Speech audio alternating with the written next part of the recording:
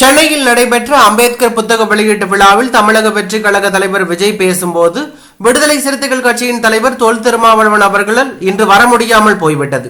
அம்பேத்கர் அவர்களுடைய புத்தக வெளியீட்டு விழாவிற்கு கூட கலந்து கொள்ள முடியாத அளவிற்கு கூட்டணி கட்சிகள் சார்பில் எவ்வளவு அழுத்தம் இருக்கும் என்று என்னால் யூகிக்க முடிகிறது. நான் இப்போது சொல்கிறேன், அவருடைய மனசு முழுக்க முழுக்க இன்றைக்கு நம்மளோட தான் இருக்கிறது.